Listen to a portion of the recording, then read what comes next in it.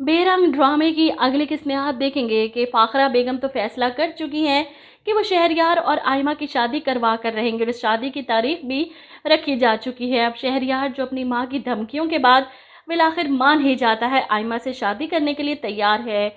Emil को भी इस बारे में बता देता है कि सब कुछ तुम्हारी वजह से हो रहा है, तुम भी तो मेरी कोई बात नहीं सुनती थी, हर वक्त औलाद औलाद की रट लगाई रखती थी और अब वाकई मुझे औलाद चाहिए जो तुम नहीं दे सकती, तो मैं आयमा से शादी ज़रूर करूँगा। घर में शादी की शॉपिंगें चल रही हैं और ऐसे में एनी को पता चलता है, वो अफान के साथ फ़ौरन घर पहुंचती है कि मैं ऐसा कभी नहीं होने दूंगी। घर में बैठी दोनों माँ बेटी प्लानिंग कर रही हैं निकाह की और एनी सबसे आकर कहती है, ये सब क्या चल रहा है घर में? क्या आपकी बेटी का यही ख्वाब रह गया है कि इसे इस घर की बहू बनना है? चाहे जो हो, कल तक अफान के लिए मरने वाली आयमा अब शहरयार से शादी के लिए तैयार हो गई।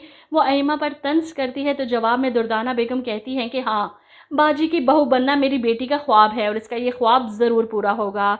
जिस पर एनी भी धमकाती है, अगर आपकी बेटी का ये ख्वाब है तो ये ख्वाब मैं कभी पूरा नहीं होने दूंगी, क्योंकि मैं अपनी बहन पर कोई सोतन नहीं आने दूंगी। ये इसी बहन के लिए लड़ेगी जो कल तक इसके खिलाफ थी। शायद एनी की बातें सुनकर एमल को एहसास हो जाए अपनी गलतियों का और वो इस पर इल्ज़ाम देना बंद करे।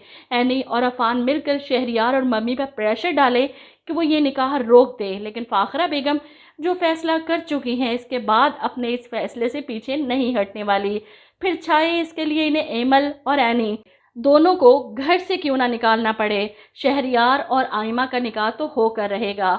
और वाकई जिस तरह मैंने इसकी आगे की किस्त की प्रिडिक्शन की है, ये निकाह तो होगा। आयमा शहरयार की बीवी बनकर इस घर में आएगी और फिर फाखरा बेगम को इसका अंजाम दिखाएगी।